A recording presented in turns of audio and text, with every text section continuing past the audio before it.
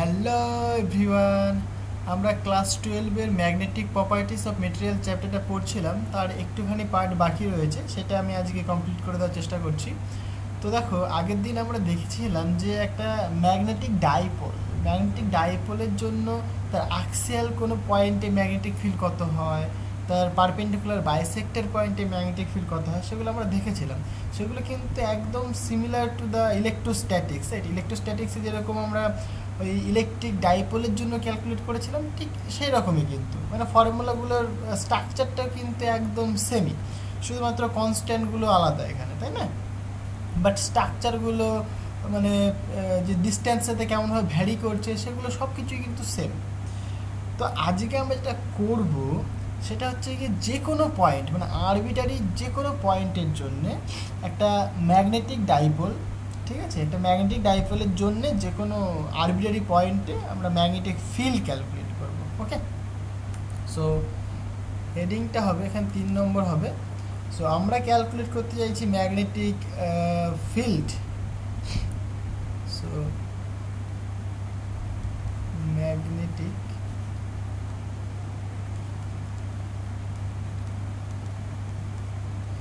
field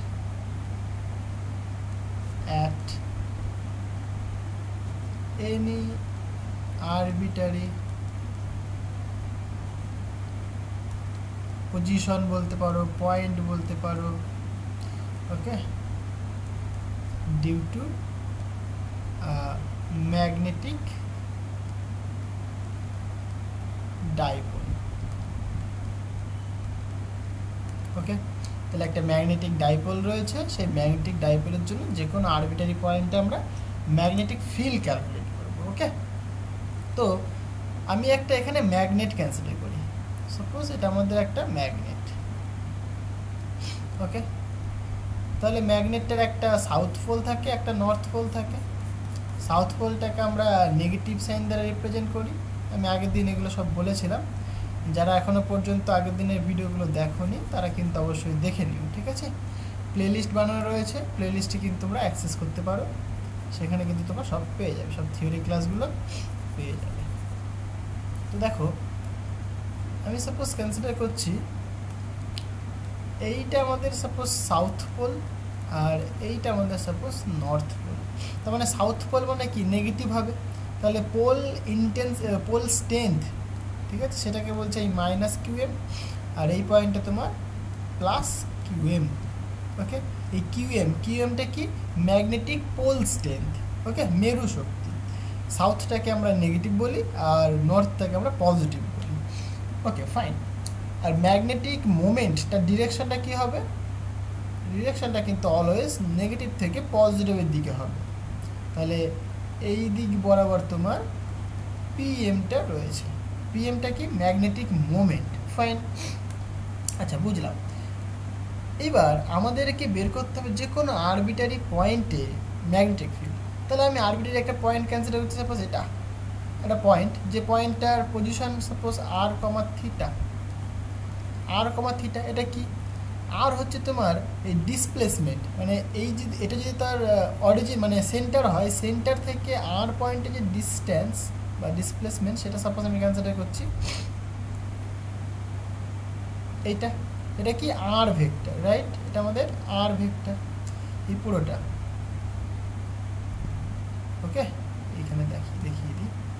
আচ্ছা, কতখানি angle করে আছে, সাপোজ থিটা অ্যাঙ্গেল করে আছে, এই হচ্ছে তোমার থিটা অ্যাঙ্গেল করে আছে। তাহলে এর পজিশনটা কি হলো, আর কমা থিটা হয়ে গেল। বুঝতে পারলে? এই পয়েন্টে আমি ম্যাগনেটিক ফিল্ড ক্যালকুলেট করতে চাইছি। এখানে এই ম্যাগনেটিক ফিল্ড কত হবে সেটা ক্যালকুলেট করতে চাইছি। এবার ভালো করে বোঝো, আমরা দুটো জিনিস জানি, এক অ্যাক্সিয়াল পয়েন্টে ম্যাগনেটিক ফিল্ড কত হয়, আর এক পারপেন্ডিকুলার বাইসেক্টর পয়েন্টে ম্যাগনেটিক ফিল্ড কত হয়। এই দুটো নলেজ আমাদের কাছে আছে, তাই না? এবার ভালো করে এই ছবিটা দেখো, এই যে ম্যাগনেটিক মোমেন্ট, এই ম্যাগনেটিক মোমেন্টকে কিন্তু আমরা দুটো কম্পোনেন্টে ভাঙতে পারি, তাই না? তাহলে এটাকে তুমি দুটো কম্পোনেন্টে ভাঙো। এক হচ্ছে তোমার এই দিক বরাবর একটা কম্পোনেন্ট হবে, ওকে, আর একটা হবে ঠিক এই দিক বরাবর একটা কম্পোনেন্ট। বুঝতে পারলে? তাহলে ম্যাগনেটিক ফিল্ড ম্যাগনেটিক মোমেন্ট, এই ম্যাগনেটিক মোমেন্টকে দেখো আমরা দুটো কম্পোনেন্টে ভেঙেছি। একটা এই দিক বরাবর, একটা এই দিক বরাবর। ওকে, তাহলে এটা যেহেতু অ্যাঙ্গেল করে আছে, মানে এই কম্পোনেন্টের সাথে থিটা অ্যাঙ্গেল করে আছে, তাহলে এই কম্পোনেন্টটা কত হবে? তাহলে এটাকে আমরা বলতে পারবো পিএম কস থিটা, যার সাথে অ্যাঙ্গেল থাকে সেটা কস হয়, আর এইটা হবে তোমার পিএম সাইন থিটা। ক্লিয়ার হয়েছে ব্যাপারটা? ওকে, তাহলে এইবার ভালো করে দেখো, আমরা দুটো জিনিস পাচ্ছি, একটা পিএম কস থিটা, তাহলে এর জন্য এই পয়েন্টে ম্যাগনেটিক ফিল্ড পাচ্ছি, তাহলে এইটা একটা ডাইপোল মোমেন্ট, রাইট? মানে ম্যাগনেটিক ডাইপোল মোমেন্ট, তার অ্যাক্সিয়াল পয়েন্টে দেখো ম্যাগনেটিক ফিল্ড তুমি ক্যালকুলেট করতে চাইছো, তাহলে এইটার জন্য কি, তাহলে তুমি অ্যাক্সিয়াল পয়েন্টে পাচ্ছ, তাহলে এই ফর্মুলা আমরা জানি।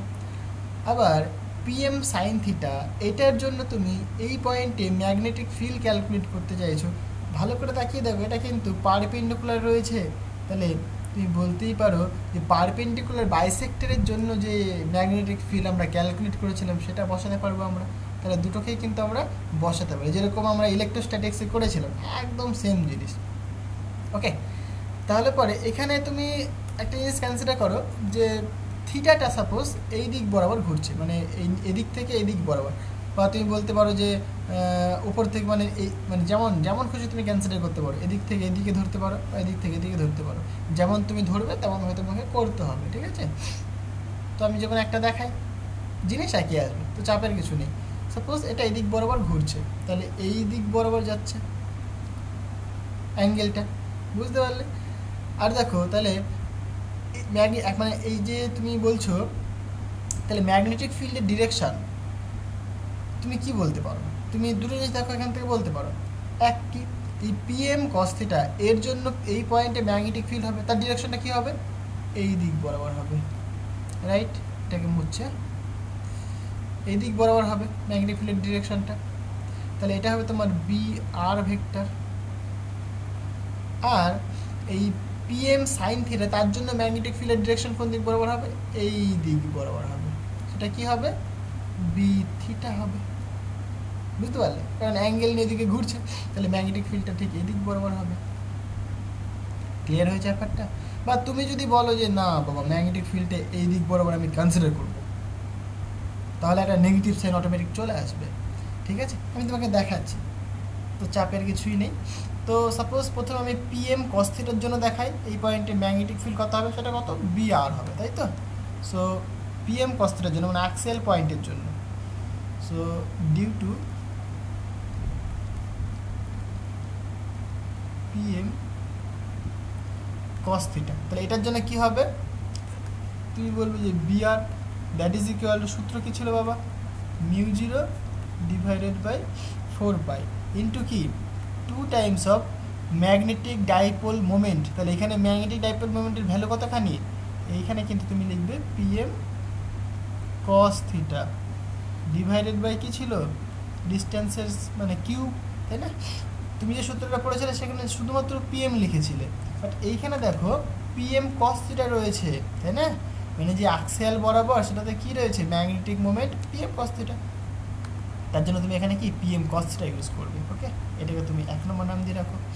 সিমিলারলি তুমি যদি বলো যে due to PM sine theta, তাহলে এটার জন্য কি হবে বাবা? তাহলে এটা তুমি বলবে B theta that is equal to mu zero divided by 4 pi. এটা কী ছিল দেখো, আমরা দেখেছিলাম যে ম্যাগনেটিক মোমেন্টের ডিরেকশন যেদিক বরাবর হয়, ম্যাগনেটিক ফিল্ডের ডিরেকশন ঠিক অপোজিট বরাবর হয়ে থাকে, অপোজিট ডিরেকশন হয়ে থাকে। যেহেতু আমি এখানে বি থিটাটাকে অপোজিট ডিরেকশনেই কনসিডার করেছি, সুতরাং মাইনাস সাইন আর লেখার কোনো প্রয়োজন নেই, বুঝতে পারলে? মানে তুমি এখানে লিখবে জাস্ট এটা, এখানে কি ছিল? P M sine theta divided by R cube. এখানে একটা মাইনাস সাইন হয়, সেই মাইনাস সাইনটা কী রিপ্রেজেন্ট করে? যে ম্যাগনেটিক মোমেন্ট যে দিক বরাবর ঠিক তার অপোজিট ডিরেকশনে রয়েছে ম্যাগনেটিক ফিল্ডটা।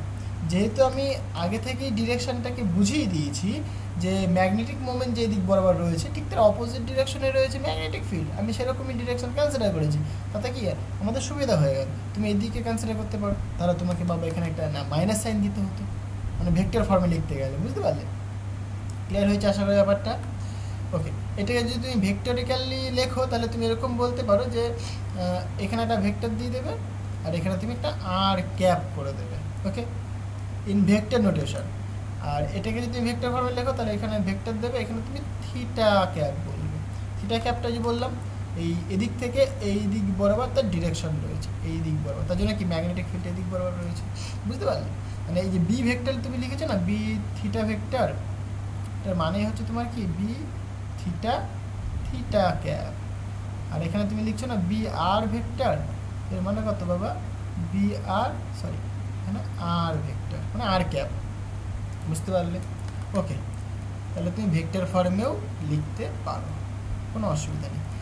এইবার তোমার তো দরকার নেট ম্যাগনেটিক ফিল্ড এই পয়েন্টে, তাহলে নেট ম্যাগনেটিক ফিল্ড কেমন হবে দেখো। তাহলে একটা এদিক বরাবর রয়েছে, একটা এদিক বরাবর, তাহলে নেট মানে কি, তুমি এটার ভেক্টরিক্যালি সামেশন নেবে, তাই না? ভেক্টর সামেশন তুমি এখানে ইউজ করবে, তাহলে রেজাল্টেন্টটা তুমি কি পাবে, এই দিক বরাবর তোমার রেজাল্টেন্টটা আসবে। তাহলে এটা কত, এটা সাপোজ এটা বি বলছি আমি, তাহলে রেজাল্টেন্ট ম্যাগনেটিক ফিল্ড কত হবে, এখানে তুমি লিখতে পারো নেট বা resultant magnetic field, okay, resultant magnetic field সেটা কত, সেটা বি ভেক্টর ফর্মে লিখলে বি ভেক্টর লিখবো, that is equal to B R R cap plus B theta theta cap, বুঝতে পারলে? তাহলে এখানে ভ্যালুগুলো তুমি পুট করে দাও, তাহলে B vector equal to B R মানে কত, mu zero divided by 4 pi 2 pm cos theta by R cube R cap plus mu zero divided by 4 pi pm sine theta divided by R cube theta cap, বুঝতে পারলে? তাহলে এইটা হচ্ছে তোমার magnetic field, resultant magnetic field. Suppose তুমি যদি calculate করতে চাও magnitude of the magnetic field, তাহলে ম্যাগনিটিউডের জন্য তুমি কি করবে, মড নিয়ে নেবে, রাইট? সো তুমি যদি মড নাও তাহলে তুমি কি লিখবে বাবা, রুট ওভার অফ এটা স্কোয়ার প্লাস এটা স্কোয়ার, সিম্পল জিনিস। তাহলে এখানে ভালো করে তাকিয়ে দেখো, আচ্ছা আমি একটা কাজ করি আগে, মানে যেগুলো কমন রয়েছে সেগুলো কমন নিই, তারপরে ম্যাগনিটিউড নিই, ঠিক আছে? তাহলে মিউ জিরো বাই 4 পাইটা দেখো সবার মধ্যে রয়েছে, সো এটাকে আমরা কমন নিতে পারি। আচ্ছা পিএম রয়েছে সবার মধ্যে, নিচে আর কিউব রয়েছে সবার মধ্যে, তাহলে এখানে পড়ে থাকছে 2 cos থিটা আর ক্যাপ পড়ে থাকছে, প্লাস এখানে পড়ে থাকছে হ্যাঁ sine theta theta cap, sine theta theta cap, fine, okay. এইবার আমি ম্যাগনিটিউড নিয়ে নিই, হ্যাঁ, তাহলে যদি ম্যাগনিটিউড নিই মানে মড নেব, তাহলে মিউ জিরো তো ভাই থাকবে কনস্ট্যান্ট, এটা PM divided by R cube, মানে এটাও তো রুটের মধ্যে হোল স্কোয়ার আকারে আসবে, যেহেতু রুটের মধ্যে হোল স্কোয়ার তাহলে কি বাইরে তো এভাবে চলে আসবে, তাই না? রুটের মধ্যে যদি দুটো থাকে তাহলে কি সেটা বাইরে একটা আকার চলে আসে না, মানে রুটের মধ্যে সাপোজ এক্স স্কোয়ার হয় তাহলে সেটা কী হয়, এক্স হয়, মানে এটাও সেরকমই হবে আর কি, হ্যাঁ। তার জন্য আমরা এটাকে বাইরেই রেখে দিলাম। আচ্ছা তাহলে এইখানে আলটিমেট আমরা কি লিখতে পারি দেখো, তাহলে এটার হোল স্কোয়ার মানে 2 cos থিটা তার whole square plus sine theta তার হোল স্কোয়ার, এইটাকে একটুখানি ভাঙো, তাহলে পরে ম্যাগনেটিক ফিল্ডের magnitude equal to mu zero by 4 pi pm divided by R cube. আচ্ছা এটাকে ভাঙলে কি আসে বাবা, 2 স্কোয়ার মানে 4, এখানে cos square theta plus sine square theta, তাই তো? আচ্ছা এখান থেকে একটা cos স্কোয়ার থিটাকে যদি সাইন স্কোয়ার থিটার সঙ্গে যোগ করি তাহলে কি আসবে, তাহলে mu zero by 4 pi pm divided by R cube root over of, তাহলে এখানে দুটো থেকে তাহলে যে 4টে রয়েছে তাহলে আমি লিখতে পারি না 3 cos square theta plus cos square theta plus sine square theta লিখতে পারি, এটা আমি ভালো করে তাকিয়ে দেখো, এই যে cos square theta plus sine square theta এটা মানে কি 1, তাহলে আলটিমেট যে ম্যাগনেটিক ফিল্ডটা পাচ্ছি আমরা সেটা কত, mu zero by 4 pi pm by R cube root over of, তাহলে এখানে পড়ে থাকছে 3 cos square theta plus 1, right? তাহলে এইটা হচ্ছে কি আমাদের ম্যাগনেটিক ফিল্ড, যে কোনো আরবিটারি পয়েন্টে ম্যাগনেটিক ফিল্ড। দেখবে আমরা ইলেকট্রোস্ট্যাটিক্সেও পড়েছিলাম এটাই, একদম এইটুকুনি পার্ট, মানে যে এখান থেকে এইটুকুনি সেম পার্ট, শুধুমাত্র এখানে কি ছিল 1/4πε0 ছিল। ম্যাগনেটিক ফিল্ডের ক্ষেত্রে সেটা কি আসে, μ0/4π আসে। এটুকুনি ডিফারেন্স, আর কিছুই না, বাদ বাকি সমস্ত স্ট্রাকচার কিন্তু সেম। বুঝতে পারলে? তাহলে এইভাবে তুমি কিন্তু ক্যালকুলেট করতে পারো। হ্যাঁ, ওকে, খুব ইম্পর্টেন্ট এটা। আচ্ছা, নেক্সট আমরা যেটা দেখবো সেটা কি, দেখো একটা কুণ্ডলী যদি তুমি কনসিডার করো, এবং সেই কুণ্ডলী মানে একটা জাস্ট মানে সার্কুলার একটা কয়েল, ঠিক আছে? একটা সার্কুলার কয়েল কনসিডার করছো এবং যার মধ্যে দিয়ে কারেন্ট ফ্লো করছে। যদি কারেন্ট ফ্লো করে সেখানেও কিন্তু একটা ম্যাগনেটিক মোমেন্ট প্রডিউস হয়।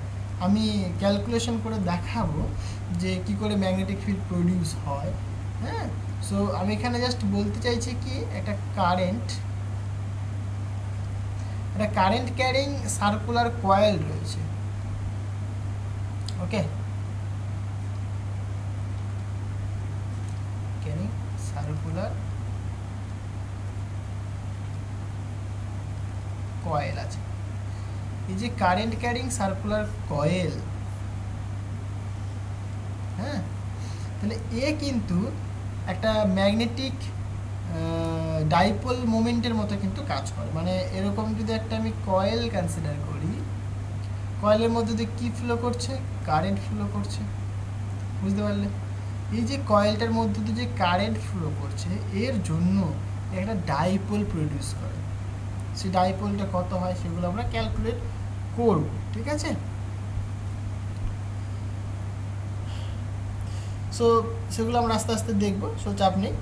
তো দেখা যাক আস্তে আস্তে কি হয়। হ্যাঁ, তো ফার্স্ট অফ অল আমি যেটা ক্যালকুলেট করতে চাইছি, একটা সাপোজ সলিনয়েড নিচ্ছি আমরা। সেই সলিনয়েডের জন্যে, হ্যাঁ, কী পরিমাণ ম্যাগনেটিক ফিল্ড পাবো তার অ্যাক্সিসে, সেটা আমরা ক্যালকুলেট করব। কেন করব এখনই বুঝতে পারবে, করার উদ্দেশ্যটা কী, মানে কেন আমি হঠাৎ করে সলিনয়েড নিলাম এবং সলিনয়েডের স্ট্রাকচারটা কেমন সেটা দেখেও তোমাদের একটা ধারণা সৃষ্টি হবে। আমি প্রত্যেকটা জিনিস ডিটেইলে এক্সপ্লেন করার চেষ্টা করছি, দেখো বুঝতে পারো সব কিছুই নেই। এইটা আমি ক্যালকুলেশন করছি, চাপ নেই। তার আগে সলিনয়েডটা দেখাই, তাহলে একটুখানি বুঝতে তোমাদের সুবিধা হবে। হ্যাঁ, সো একটা কারেন্ট ক্যারিং সলিনয়েড আমি কনসিডার করলাম। কারেন্ট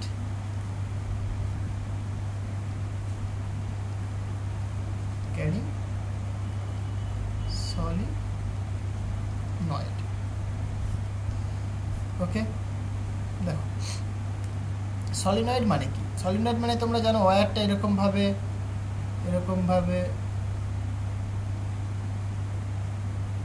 কয়েল উৎপন্ন করে, তাই তো? এরকম পাক থাকে, হ্যাঁ, এবং এইভাবে বেরিয়ে যায়। এটা একটা সলিনয়েড বলতে পারো তুমি। সাপোজ এইখান দিয়ে কারেন্ট ঢুকছে আই পরিমাণ, আর এইখান দিয়ে সাপোজ কারেন্ট আই পরিমাণ বেরোচ্ছে, এই পাকের মধ্যে দিয়ে কারেন্ট ফ্লো করছে, রাইট? এবার আমি সাপোজ কনসিডার করছি এটার ভেতরে, এই যে সলিনয়েডটার ভেতরে একটা পদার্থ আমি দিয়েছি,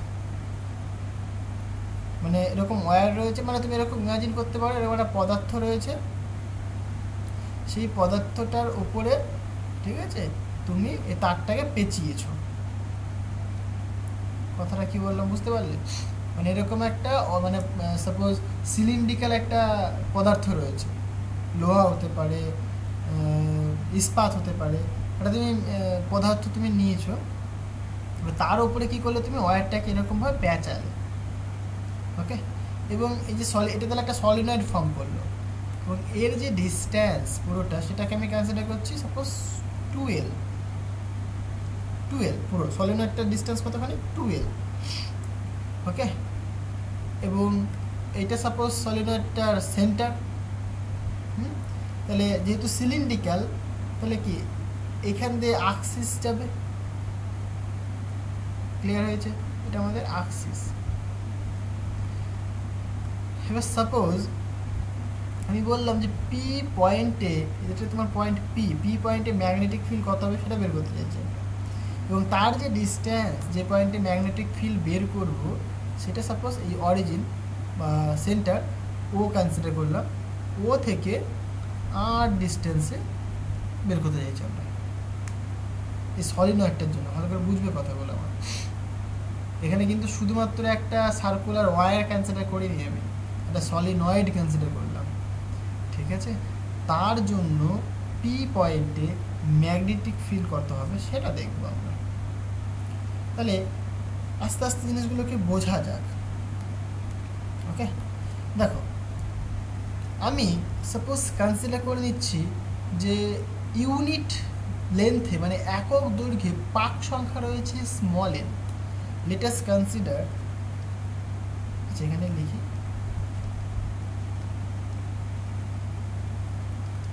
let us consider the number of turns per unit length, number of turns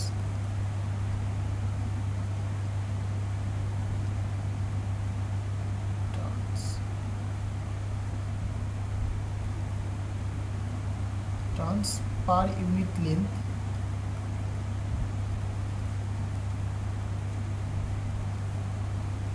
is, suppose আমি বলছি সেটা স্মল এন, বুঝতে পারলে? তাহলে পরে তুমি আমাকে বলো কতখানি লেন্থ রয়েছে, এল লেন্থ, 2L লেন্থ রয়েছে। তাহলে 2L লেন্থে মোট পাক সংখ্যা কতখানি, মানে তুমি এখানে বলেছো যে একক দৈর্ঘ্যে পাক সংখ্যা এন, তাহলে 2L লেন্থে পাক সংখ্যা কতখানি হবে, এন ইন্টু 2L হবে। সিম্পল জিনিস, 2L ইন্টু এন, তাহলে এটাই কি টোটাল পাক সংখ্যা, তাই না?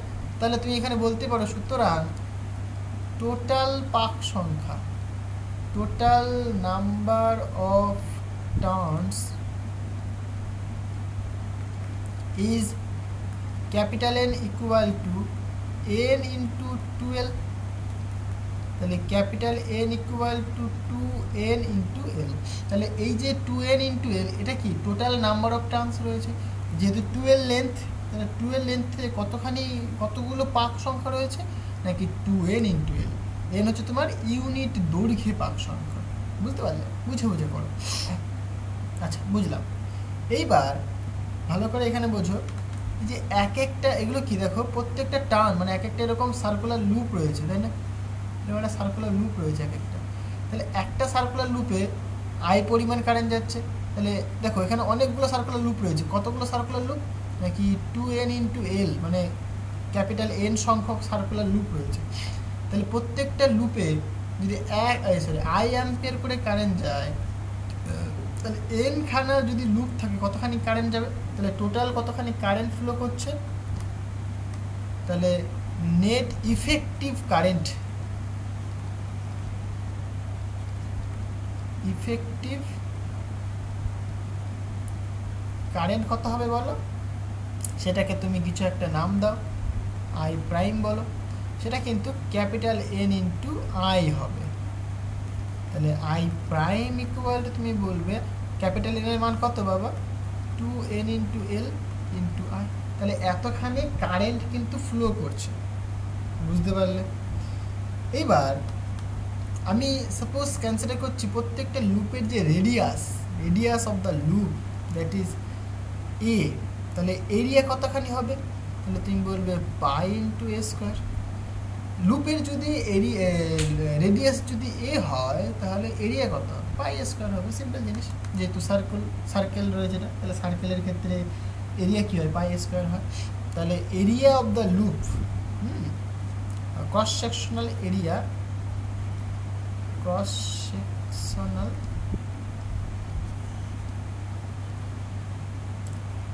area of each loop is a equal to pi into a square। আশা করি এত দূর পর্যন্ত কোনো অসুবিধা নেই, একদম সিম্পল জিনিস, সিম্পল ম্যাথামেটিক্স চলছে। এইবার আমরা কি জানি, আমরা তো ভাই কিছুই জানি না। সো ম্যাগনেটের ক্ষেত্রে ম্যাগনেটিক মোমেন্ট কী করে আমরা ক্যালকুলেট করি, তাই না? সো ম্যাগনেটিক ডাইপোল মোমেন্ট, আমি যদি বলি যে ম্যাগনেটিক ডাইপোল মোমেন্ট, সেটাকে আমি এখানে পি এম দিয়ে রিপ্রেজেন্ট করলাম। সেটা কি হয়, কারেন্ট ইন্টু লুপ এরিয়া হয়ে থাকে। তাহলে কারেন্ট কত এখানে আই প্রাইম, লুপ এরিয়া কত এ, তাই না? তাহলে ম্যাগনেটিক মোমেন্ট কত আসছে আমাদের, আই প্রাইম মানে কত 2n into L into capital I into A, তাই না? তাহলে এইটা আমাদের 2n l i into A magnetic moment পেলাম। তাহলে এর মান কত, এর মানটা বসিয়ে দিই, এর মানটা বারবার লেখার থেকে মানটা বসিয়ে দিই, তাহলে পাই স্কোয়ার, বুঝতে পারলে? তাহলে এইটা হচ্ছে আমাদের ম্যাগনেটিক মোমেন্ট বা ম্যাগনেটিক ডাইপোল মোমেন্ট, একই ব্যাপার। আচ্ছা, বুঝলাম। এইবার মেন জিনিসে আসো, দেখো এবার আমরা কি করতে চাইছি, ম্যাগনেটিক ফিল্ড ক্যালকুলেট করতে চাইছি অ্যাট পয়েন্ট পি। তার জন্য আমি কি কনসিডার করলাম, আমি সাপোজ কনসিডার করছি ও থেকে এক্স ডিস্টেন্সে, মানে এখান থেকে এক্স ডিস্টেন্সে আমি একটা মানে কি বলবো কনসিডার করছি, একটা স্টিপ কনসিডার করছি। মানে এইখানটাতে এর তো মানে পাকানো রয়েছে, তাই তো, এরকম পাকানো রয়েছে। তো আমি এখানে একটা স্টিপ কনসিডার করলাম, যার উইথ হচ্ছে তোমার ডিএক্স, কতখানি ডিস্টেন্সে, এক্স ডিস্টেন্সে। তাহলে এর জন্য আমি পি পয়েন্টে ম্যাগনেটিক ফিল্ড ক্যালকুলেট করব, দিয়ে আমার তো ভাই টোটালটার জন্য দরকার, সো ইন্টিগ্রেট করে দেবো, তাহলেই হয়ে গেল। এটা তো ফিজিক্স, ছোট্ট একটা জিনিসের জন্য ক্যালকুলেট করে নাও, দিয়ে ইন্টিগ্রেট করে দাও, তাই না? সেটাই আমরা করতে চাইছি এখানটা। তাহলে পরে এখানে আমি সবই ক্যান্সেল করে নিয়েছি অলরেডি, যে ও থেকে পি এর ডিস্টেন্স স্মল আর কোন ডিস্টেন্সে আমি নিয়েছি এখানে, মানে স্টিপটাকে এক্স ডিস্টেন্সে নিয়েছি। তাহলে এইখান থেকে এই কালিতে দেখাই, হ্যাঁ, এইখান থেকে এইটুকুনি ডিস্টেন্স কত হবে দেখো, আর মাইনাস এক্স হবে, বুঝতে পারলে? যে স্টিপটা তুমি কনসিডার করেছো সেখান থেকে পি পয়েন্টের ডিস্টেন্স, মানে যে পয়েন্টে তুমি ম্যাগনেটিক ফিল্ড ক্যালকুলেট করতে চাইছো তার ডিস্টেন্স কতখানি হবে, আর মাইনাস এক্স হবে। ওকে, তাহলে পরে ক্যালকুলেট করো এবার। তাহলে যেহেতু এটা একটা সার্কেল, তাই না, আমরা কিন্তু ক্যালকুলেট করেছিলাম একটা সার্কেলের জন্য কোনো আক্সিয়াল কোনো পয়েন্টে ম্যাগনেটিক ফিল্ড কত হয়। এর মানে যদি সার্কেল থাকে তার জন্য এই আক্সিয়াল কোনো পয়েন্ট, মানে এই পয়েন্টে ম্যাগনেটিক ফিল্ড কত হয়, এর মধ্যে সাপোজ কারেন্ট ফ্লো করছে আই পরিমাণ, তাহলে এই পয়েন্টে ম্যাগনেটিক ফিল্ড কত হয় সেটা কিন্তু আমরা ক্যালকুলেট করেছিলাম। তাহলে ফর্মুলা আমরা জানি, সো উই নো, তাহলে ম্যাগনেটিক ফিল্ড কত হবে বলো, যেহেতু একটা স্টিপ কনসিডার করেছি তার জন্য, তাহলে কি ডিএক্স ডিস্টেন্স ছিল, তার উইথ ছিল, তার জন্য এই ম্যাগনেটিক ফিল্ডটাকে আমি ডিবি দিয়ে লিখি। ওকে, ফর্মুলা কী ছিল, μ0 ডিভাইডেড বাই μ0 ইন্টু, মানে তোমার ছিল যে কারেন্ট আসবে, μ0 ইন্টু কারেন্ট, রাইট? তাহলে কারেন্ট কতখানি হবে, আচ্ছা μ0 ইন্টু বাই 2 কারেন্ট দেখো এখানে ডিস্টেন্স কতখানি, ডিএক্স ডিস্টেন্স, রাইট? আমরা পার ইউনিট লেন্থে ট্রান্স কতগুলো বলেছি, এন খানা, তাহলে ডিএক্স ডিস্টেন্সে কতখানি হবে বলো, এন ইন্টু ডিএক্স। তাহলে এতগুলো পাক রয়েছে এখানে, পাক সংখ্যা কত, এতখানি। এবার এক একটা লুপের মধ্য দিয়ে কারেন্ট ফ্লো করছে আই পরিমাণ, তাহলে এই যে এতখানি লুপ, যে এন ইন্টু ডিএক্স লুপ, তার মধ্যে তো কতখানি কারেন্ট ফ্লো করবে, তাহলে এন ডিএক্স ইন্টু আই, তাহলে এতখানি কারেন্ট ফ্লো করছে। বোঝাতে পারলাম কথাটা আমি? তাহলে এখানে তোমার মেনলি ডিআই হবে, যদি লিখি ডিআই ভ্যালুটা পরে লিখে দেবো। আর এখানে যে লুপটা তুমি ধরো সেই লুপটা রেডিয়াসের স্কোয়ার হয়, ডিভাইডেড বাই রেডিয়াসের স্কোয়ার প্লাস যে ডিস্টেন্সে তুমি বের করতে চাইছো তার স্কোয়ার। সেই ডিস্টেন্সটা কতখানি এখানে, আর কিন্তু না, আর মাইনাস এক্স, বিকজ তুমি এই স্টিপটা কনসিডার করেছো, বুঝতে পারলে? তাহলে এখানে তুমি লিখবে আর মাইনাস এক্স তার হোল স্কোয়ার এইটা টু দি পাওয়ার আবার 3/2। এই হচ্ছে আমাদের ফর্মুলা। এটা ফর্মুলা, জাস্ট একটা ফর্মুলা লিখলাম এটা আমি এখন। এবার ভ্যালুগুলো পুট করে দেবো। তাহলে মিউ জিরো থাকলো, তাহলে ডিআই তার ভ্যালু আমি এখনই দেখালাম N into DX into I হবে ডিভাইডেড বাই 2। আর এটাও অ্যাজ ইট ইজ থেকে যাক, এটা A square plus R minus X তার whole square to the power 3/2। বুঝতে পারছো? কিছুই না, একদম সিম্পল জিনিস, শুধু একটুখানি ক্যালকুলেশন করতে হবে। আচ্ছা, এখানে একটুখানি বলে রাখি, সিন্স এই যে আর পয়েন্ট, যে পয়েন্ট তুমি ক্যালকুলেট করতে চাইছো, আরটা কিন্তু much much greater than A and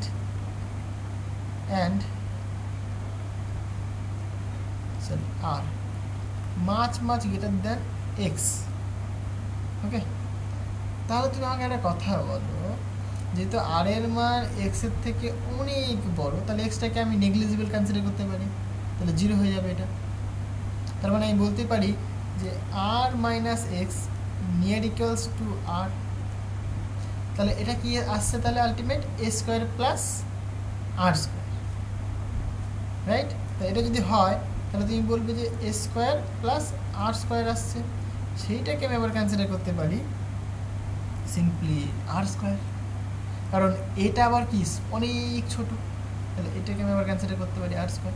মানে আলটিমেট আমি এই টোটালটুকুনিকে কিন্তু আর স্কোয়ার হিসেবে ট্রিট করতে পারি, এই টু দি পাওয়ার 3/2 থাকছে, ঠিক আছে? তাহলে আমি যদি পুট করে দিই, তাহলে কি হবে বুঝতে পারলো জিনিসটা? তাহলে আমি যদি এখানে পুট করি, তাহলে সুতরাং DB equal mu zero divided by 2, এখানে তোমার N DX I, okay, into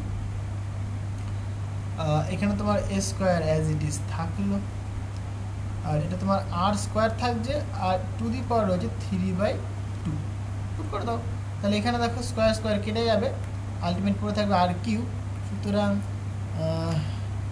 DB equal to এটা আসবে, একদম সিম্পল জিনিস ভাই, শুধু ম্যাথামেটিক্স, একটু ফিজিক্সটা বুঝতে হবে, একবার একটুখানি ফিজিক্সটা বুঝে নিলে পরেই নিজে থেকেই করতে পারবে। তাহলে এখানে আর কিউ হয়ে গেল, ওকে। তাহলে এই যে ডিএক্সটা, এইটাকে একটুখানি ভালো করে লিখি, তাহলে এখানে এন ইন্টু আই করে দিই,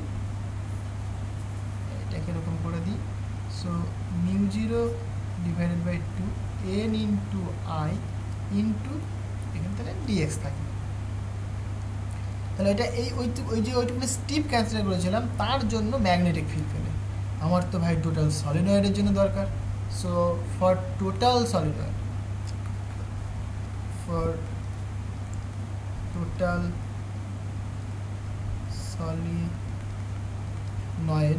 তাহলে তুমি কি করবে, ইন্টিগ্রেট করবে, তাই না? ইন্টিগ্রেট করলেই হয়ে গেল। সো এখানে ডিবির মান কত পেয়েছো, mu zero N I divided by 2 square by R cube into DX. এখানে ভালো করে তাকিয়ে দেখো, ইন্টিগ্রেশনটা শুধুমাত্র হচ্ছে এক্সের ওপরে, তাহলে এখানে লিমিটটা কার পুট হবে, এক্সের লিমিট পুট হবে। এবার এক্সের লিমিট তুমি কি পুট করবে, দেখো ছবিটা ভালো করে দেখো, তুমি এইখান থেকে অরিজিনটা থেকে তুমি মানে এই অরিজিন থেকে এই ডিস্টেন্স পর্যন্ত তুমি এক্স বলেছিলে, রাইট? আর আমরা যে সলিনয়েডটা কনসিডার করেছিলাম, সলিনয়েডটার যে লেন্থ কনসিডার করেছিলাম সেটা 2L কনসিডার করেছিলাম, তাই না? তাহলে আমি দুটো মানে ভাঙতে পারি আমি, তাহলে এখান থেকে এইটুকুনি আমি এল বলতে পারি, আবার এখান থেকে এইটুকুনিকে আমি এল বলতে পারি। এবার আমার কনসিডারেশনটা দেখো, আমি অরিজিন মানে সেন্টার থেকে এক্স ডিস্টেন্সটা কনসিডার করেছিলাম, তাহলে এখান থেকে যদি আমি এন্ড পয়েন্ট পর্যন্ত সেটা কী দেবে তাহলে বলে, এখান থেকে এইটুকুনি মানে সেটা এল দেবে, আবার এখান থেকে যদি আমি এদিকে আসে সেটা কি মাইনাস এল দেবে, কারণ তুমি এইটাকে অরিজিন কনসিডার করেছো, তাহলে যদি ডান দিকে গেলে প্লাস পাবে, বা দিকে গেলে তুমি মাইনাস পাবে, বুঝতে পারলে? তাহলে এবার তুমি যদি যোগ করো, দেখো আমরা লিমিটে কী করি, ইন্টিগ্রেশনে নিচে ধরো তুমি মাইনাস এল দিলে, মানে মাইনাস এল থেকে তুমি যদি এল পর্যন্ত আসো তাহলে এটা পাবে তুমি। সাপোজ এটা ডিএক্স রয়েছে, এটা করলে কি এক্স হবে, এখানে মাইনাস এল, এখানে এল হবে, দেখো আলটিমেট 2l আসবে। তাহলে আপার লিমিট মাইনাস ল লিমিট কত মাইনাস এল, সুতরাং এল প্লাস এল মানে 2l চলে আসছে। বুঝতে পারলে? মানে এই পুরো লেন্থগুলি কত 2l হচ্ছে। তাহলে আমাদের লিমিটটা পুট করতে হবে মাইনাস এল থেকে। তাহলে এই যে আমি যদি কোঅর্ডিনেট বলি আমি, তাহলে এর কোঅর্ডিনেট কতখানি মাইনাস এলে রয়েছে, আর এটা কত কোথায় রয়েছে প্লাস এলে রয়েছে। তাহলে এক্স এর লিমিটটা কী হবে বাবা, মাইনাস এল থেকে প্লাস এল হবে।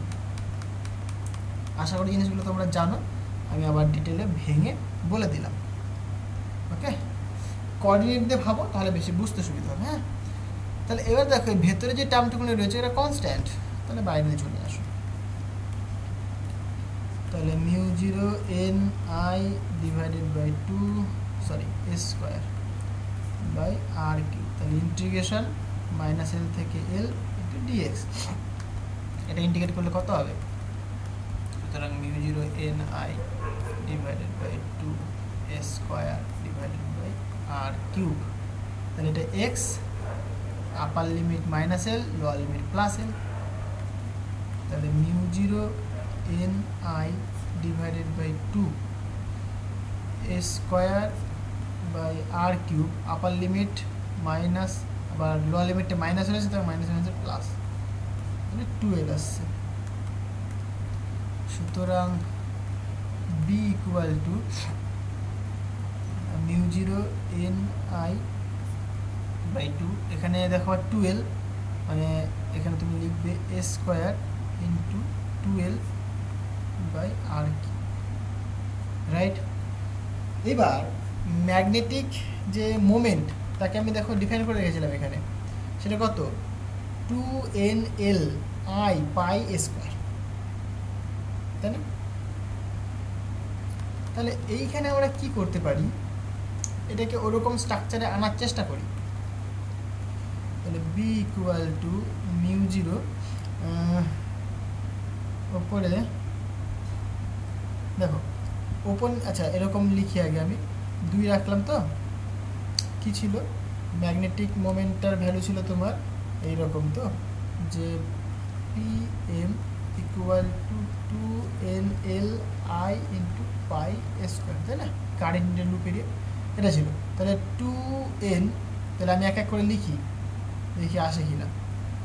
2n l, 2 লিখলাম, n লিখলাম, l লিখলাম, আইও লিখে দিলাম। আচ্ছা পাই নেই, তাহলে এখানে একটা পাই নিয়ে আমি নিচে একটা পাই নিয়ে নিলাম, লিখতে পারি আমি ইন্টু এ স্কোয়ার নিলাম, ঠিক আছে, স্কোয়ার নিলাম, ফাইন, কোনো অসুবিধা নেই। তাহলে এইটা তুমি লিখতে পারো ডিভাইডেড বাই যা আছে তাই আর কিউব লিখতে পারো, মানে জাস্ট ওপর নিচে পাই দিয়ে মাল্টিপ্লাই করলাম, ওপর নিচে জাস্ট পাই দিয়ে মাল্টিপ্লাই করলাম। ওকে, তাহলে এইটুকুনি টার্ম মানে তোমার আসছে পিএম। তাহলে B equal to mu zero divided by 2 pi, তাহলে এটা মানে তোমার PM divided by R cube. আচ্ছা এইখানে দেখো এটা একটু সিমিলার টাইপ লাগছে না ওই অ্যাক্সিয়াল পয়েন্টে, মানে যে ম্যাগনেটিক ফিল্ড ক্যালকুলেট করছিলাম তার মতো, বাট একটুখানি ডিফারেন্স রয়েছে। এখানে ছিল 2 PM ছিল আর এখানে ছিল কি 4 PM, তাহলে ওপর নিচে আমি 2 দিয়ে মাল্টিপ্লাই করতেই পারি, তাতে কোনো অসুবিধা নেই। ওকে, তাহলে আমরা এখানে বলতেই পারবো, সুতরাং B equal to mu zero divided by 4 pi into 2 PM by R cube, তাহলে এইটা কিন্তু আমাদের ম্যাগনেটিক ফিল্ড। তাহলে ইন্টারেস্টিং ব্যাপার দেখো, একটা সলিনয়েড যেখানে অনেকগুলো পাক সংখ্যা রয়েছে তার জন্য তুমি ম্যাগনেটিক ফিল্ড ক্যালকুলেট করছো, এবং এইটা পুরো সিমিলার কার সাথে সিমিলার, যে মানে একটা বার ম্যাগনেট কনসিডার করেছিলে, সে বার ম্যাগনেটের জন্য যে অ্যাক্সিয়াল পয়েন্টে ম্যাগনেটিক ফিল্ড ক্যালকুলেট করেছিল তার সাথে সিমিলার। দেখো আগের দিনই দেখিয়েছিলাম না, এটা আরবিটারি পয়েন্টে দেখালাম, এই দেখো বার পয়েন্টের জন্য, মানে একটা বার ম্যাগনেটের জন্য একটা বার ম্যাগনেট কনসিডার করেছো, একটা দণ্ড চুম্বক কনসিডার করেছো, তার জন্য অ্যাক্সিয়াল পয়েন্ট এটা। তাহলে এই পয়েন্টে যে ম্যাগনেটিক ফিল্ড সেটা কত পেয়েছো বাবা, এটা পেয়েছো, এবং এই ভ্যালুটা আর এই ভ্যালুটা দেখো পুরো সেম, পুরো সেম, মানে এখানে আমি আর ধরেছি, ওটা ডি ছিল, তো কোনো অসুবিধা নেই, ঠিক আছে? তাহলে পুরো সেম ভ্যালু। তাহলে আমরা কি বুঝতে পারছি যে এরা মানে বার ম্যাগনেট, যে ম্যাগনেটের মতো কাজ করছে, সেটা ম্যাগনেট, ফাইন, কোনো অসুবিধা নেই। কিন্তু একটা সলিনয়েড একটা ম্যাগনেটের মতো কাজ করছে, তাই না? একটা সলিনয়েড মানে যেখানে তার পেছানো রয়েছে এবং তারের মধ্যে যে কারেন্ট ফ্লো করছে, সেটাও কিন্তু একটা বার ম্যাগনেটের মতোই কাজ করছে। বার ম্যাগনেট যেরকম তার অ্যাক্সেল পয়েন্টে ম্যাগনেটিক ফিল্ড ক্যালকুলেট করছে, যে ভ্যালু পাচ্ছে, একটা সলিনয়েডও কিন্তু তার অ্যাক্সেল পয়েন্টে যখন ম্যাগনেটিক ফিল্ড ক্যালকুলেট করছে একদম সেম ভ্যালু পাচ্ছে। তাহলে একটা যে সলিনয়েড সেটাও কিন্তু একটা ম্যাগনেটের মতো কাজ করছে, তাহলে তারও কিন্তু একটা নির্দিষ্ট ডাইপোল মোমেন্ট রয়েছে। তাহলে আমরা যদি কম্পেয়ার করি, তাহলে এইখানে কিন্তু ম্যাগনেটিক, দেখো আমি এখানে লিখি, তাহলে এটা পাচ্ছে তুমি সলিনয়েডের জন্য, তাহলে আমি যদি এখানে লিখি সাপোজ ফর সলিনয়েড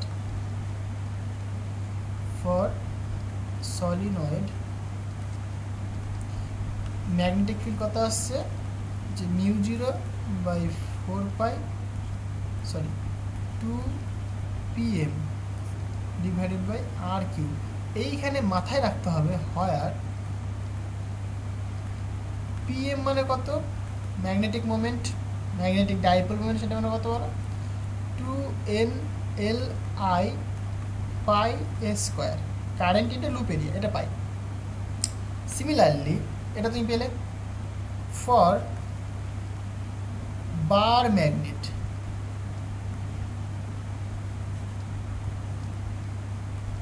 যেটা একদম একটা ম্যাগনেট, তাহলে তার জন্য যে ম্যাগনেটিক ফিল্ড তুমি পাও সেটাও কিন্তু একই রকম পাও, 4π, এখানে 2pm divided by R cube, same জিনিস পাও, বাট ডিফারেন্সটা কোথায়, হয় পিএম এর ভ্যালুটা কিন্তু এখানে ডিফারেন্স, যেহেতু তুমি বার ম্যাগনেট কনসিডার করেছিলে, এবার বার ম্যাগনেট, এটা সাউথ পোল, এটা নর্থ পোল, এদের মধ্যে ডিস্টেন্স ছিল সাপোজ 2L, রাইট? আর এটার যে ইয়ে ছিল -qm, মানে পোল স্ট্রেংথ, এটা ছিল তোমার +qm। তাহলে ম্যাগনেটিক মোমেন্ট এখানে তুমি ক্যালকুলেট করেছিলে যে পোল স্ট্রেংথের ম্যাগনিটিউড ইন্টু দুটো পোলের মধ্যে ডিস্ট্যান্স, সুতরাং 2qm ইন্টু L, এটা আমরা পেয়েছিলাম। তাহলে এখানে আমরা তাই লিখব 2qm ইন্টু L। এই qmটা কি, pole strength, magnetic pole strength, magnetic pole strength,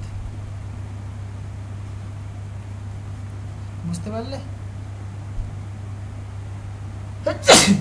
sorry, তো এটা পেলাম আমরা। তাহলে আমরা দেখো যদি এই রিলেশনটাকে, মানে এটাকে আমি সাপোজ 1 নম্বরই নাম দিলাম, এটাকে আমি 2 নম্বর নাম দিলাম, আমরা যদি কম্পেয়ার করি তাহলে কি দেখতে পাবো আমরা দেখতে পাচ্ছি পিএম আর এই পিএমটা সেম, তাই না? So by comparing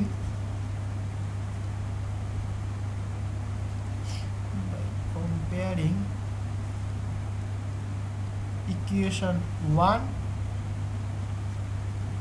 and 2 we can write দুজনের পিএম সেম, তাহলে এর পিএম ইকুয়াল টু এর পিএম, হ্যাঁ, মানে এটা তোমার suppose this is for solenoid, this is for bar magnet. তাহলে সলিনয়েডের জন্য তুমি কি পেয়েছো বলো, 2NLI ইন্টু π², এটার জন্য তুমি পেয়েছো 2qm ইন্টু L। তাহলে এখানে কাটবে কি কে, L কাটলো, 2 কাটলো, তাহলে এখান থেকে তুমি qm তার ভ্যালু বের করতে পারো। তাহলে পোল স্ট্রেংথের ভ্যালু তুমি বলবে qm ইকুয়াল টু কত আসছে বাবা, ni, মানে ni ইন্টু π², এরকম একটা তুমি ভ্যালু পাচ্ছ, বুঝতে পারলে? তাহলে তুমি দেখতেই পাচ্ছ এখানে যে কিউএম, যে পোল স্ট্রেংথের ভ্যালু কিন্তু তুমি ক্যালকুলেট করতে পারছো। ওকে, একটা ম্যাগনেটের পোল স্ট্রেংথ কতখানি হবে, তাহলে current into number of turns, মানে অ্যাকচুয়ালি এটা যদি তুমি পাচ্ছ না, তুমি বলতে পারবে এই যে সলিনয়েডের তাহলে একটা সাউথ পোল একটা নর্থ পোল প্রডিউস হয়েছে, তাহলে সাউথ পোল এবং নর্থ পোল যে পোলের যে পোলের স্ট্রেংথ, মেরু শক্তি, তার ভ্যালু কতখানি, তার ভ্যালু হচ্ছে তোমার এইটা। তাহলে current now, number of turns per unit length now, loop area দিয়ে নাও। তোমাকে যদি বলে একটা সলিনয়েডের মেরু শক্তি বের করো, একটা সলিনয়েড দিয়ে দিয়েছে, হ্যাঁ, সলিনয়েডের মধ্যে দিয়ে সাপোজ আই ইকুয়াল টু, একটা এক্সাম্পল বাড়িতে করো, সাপোজ একটা সলিনয়েড রয়েছে, সলিনয়েডের মধ্যে দিয়ে একটা কারেন্ট যাচ্ছে 2 অ্যাম্পিয়ার, তার রেডিয়াস তোমার বলে দিয়েছে 2 centimetre square, sorry radius 2 centimetre, 2 centimetre না 10 সেন্টিমিটার ধরে নাও, 10 সেন্টিমিটার। আর নাম্বার অফ টার্নস, আচ্ছা সলিনয়েডটার লেন্থ বলছি আমি, টোটাল লেন্থ, ক্যাপিটাল এল মানে টোটাল লেন্থ আর কি, সেটা সাপোজ 1 মিটার, ওকে। আর তোমার টোটাল নাম্বার অফ টার্নস রয়েছে, টোটাল এটা এই যে ক্যাপিটাল এন বলছি আমি, কিন্তু প্রশ্নটা ঘুরিয়ে দিচ্ছে, total number of turns suppose 100 রয়েছে, এটা কি, এটা কিন্তু যে 1 মিটারে 100টা টার্নস রয়েছে, তাহলে পার লেন্থে কতখানি হবে সেটা তোমার কিন্তু বের করতে হবে, কারণ এখানে কিন্তু পার লেন্থই আছে, এই স্মল এনটা কিন্তু পার লেন্থ। তাহলে আমাকে এবার বের করতে বললো সাপোজ কিউ এম, তাহলে বের করতে পারবে এই স্মল ক্যাপিটাল এন থেকে তুমি এখানে স্মল এন বের করে নেবে। স্মল এন মানে কি, number of turns per unit length, তাহলে এন বাই 1, বুঝতে পারলে, এটা তুমি ক্যালকুলেট করে নেবে, দিয়ে ফর্মুলায় পুট করে দেবে। আর এখান থেকে রেডিয়াস পেয়েছো তুমি, এখান থেকে তুমি এরিয়া পেয়ে যাবে পাই এ স্কোয়ার, এটাকে আবার সেম ইউনিট নিয়ে আসবে, তুমি মিটার মানে এসআই সিস্টেমে নিয়ে চলে আসো, বিকজ এখানে আমি সিজি সিস্টেমে বলেছি। তাহলে এই অঙ্কটা করো, এই যা প্রশ্ন দিলাম সেটা করো, এটা তোমাদের হোমওয়ার্ক, এবং আমাকে বলো আনসার কত হবে, সবাই কমেন্ট করে জানাবে, ওকে। আমি কিন্তু সবার কমেন্টের আশা রাখছি, ওকে। তাহলে আশা করি জিনিসটা বোঝাতে পারলাম, কিছুই না, একদম সিম্পল জিনিস। এইবার যেটা দেখাবো সেটা খুব খুব ইম্পর্টেন্ট। এই যে মানে আমরা একটা সলিনয়েডের জন্য দেখলাম, তাহলে সলিনয়েড একটা ম্যাগনেট হিসেবে কাজ করছে, তাই না? এবার আমি যদি শুধু একটা সিম্পল ওয়্যার, মানে আমি বলতে চাইছি একটা তার রয়েছে,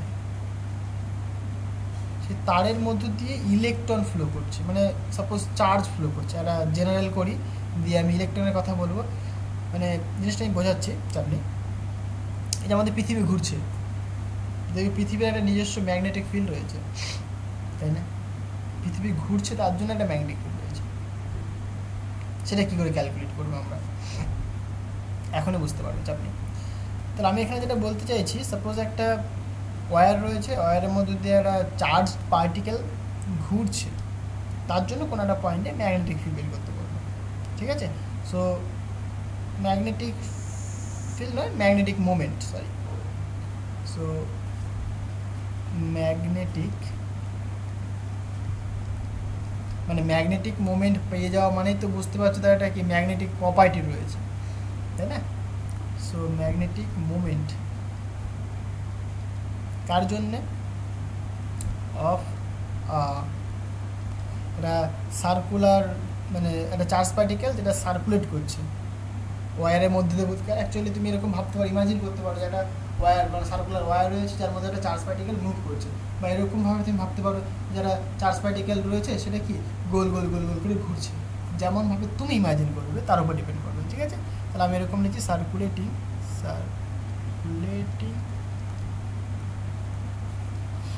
চার্জ পার্টিকেল, রাইট, মানে সার্কুলেটিং চার্জ পার্টিকেল,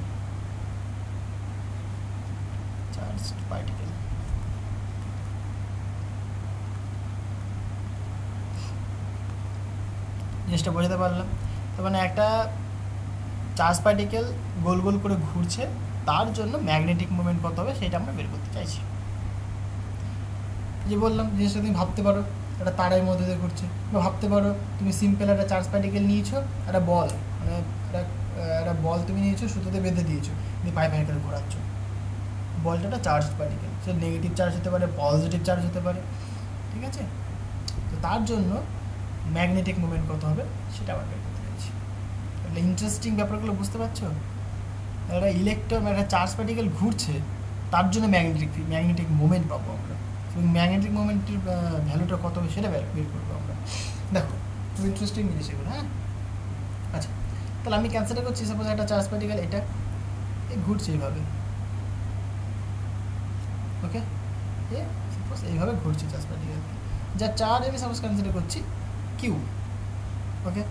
এবং সে যে ঘুরছে তার একটা ভেলোসিটি রয়েছে, তাহলে তার ভেলোসিটি রয়েছে সাপোজ ভি, তার ভেলোসিটি, এবং রেডিয়াস, এটা তার সেন্টার বা অরিজিন, রেডিয়াস সাপোজ আমি বলছি আর রেডিয়াস। এবার বলা হলো যে এর ম্যাগনেটিক মোমেন্ট কত হবে বের করে দেওয়া, ওকে। তাহলে ম্যাগনেটিক মোমেন্টটা অ্যাকচুয়ালি এদিক বরাবরই ডিরেক্টেড হবে, আমরা দেখবো, চাপ নেই। সো ম্যাগনেটিক মোমেন্টের ডিরেকশনটা এদিকে হবে না কোন দিকে হবে, কি হবে না হবে, সব কিছু আমরা দেখবো। সো দেখা যাক তাহলে ম্যাগনেটিক মোমেন্ট কাকে বলে সেটা আগে দেখো, আমরা সবাই জানি। সো ম্যাগনেটিক মোমেন্ট,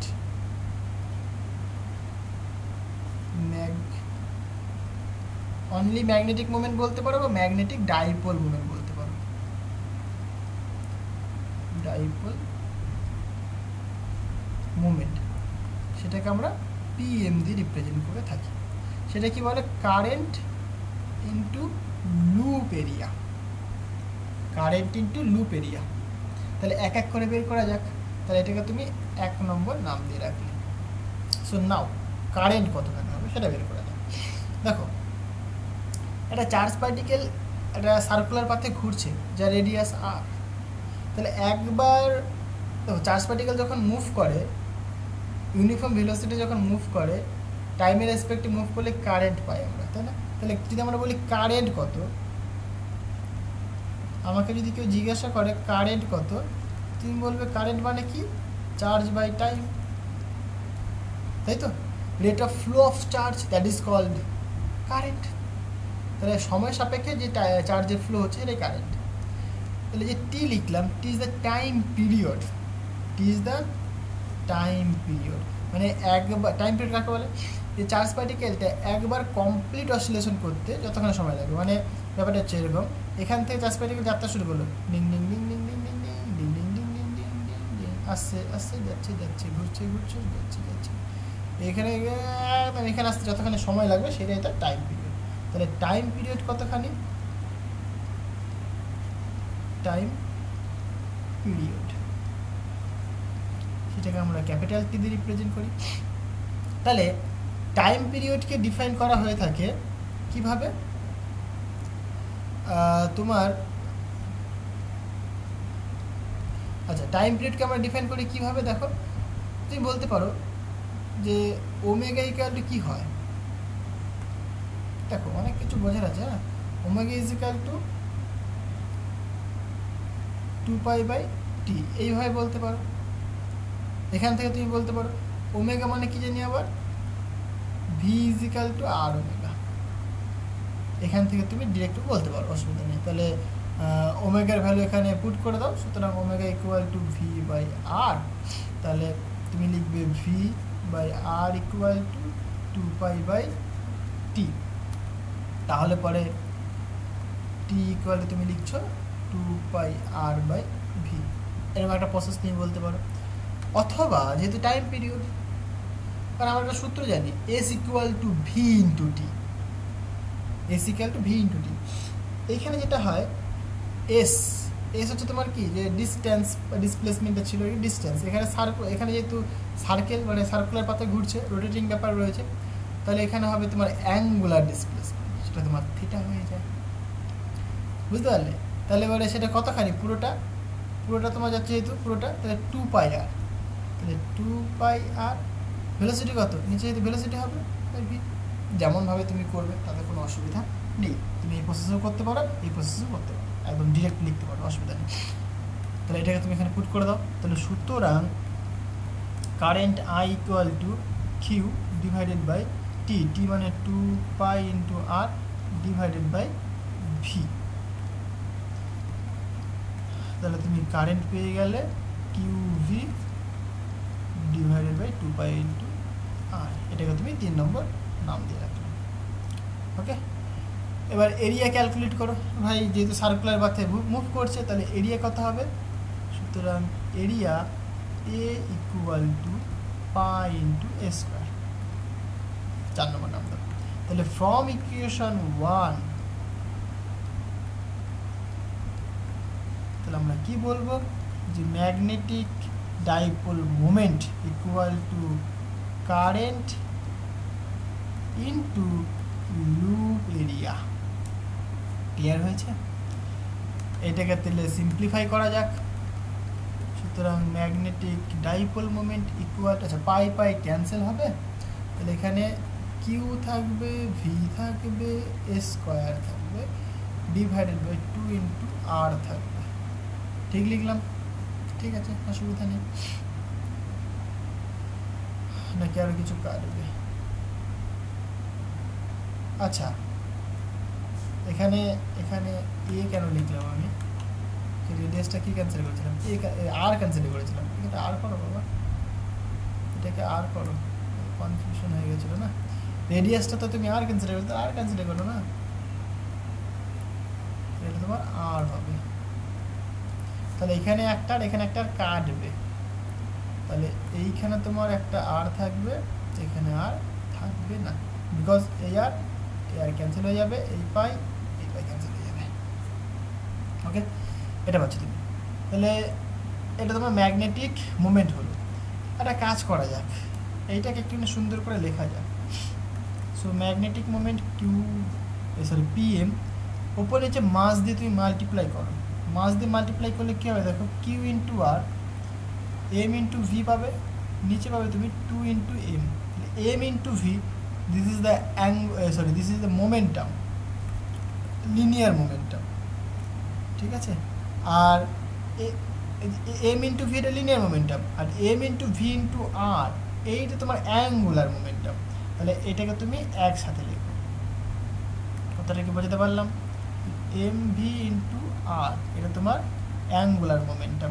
তাহলে আমরা লিখতেই পারি যে P M equal to Q divided by 2m into angular momentum.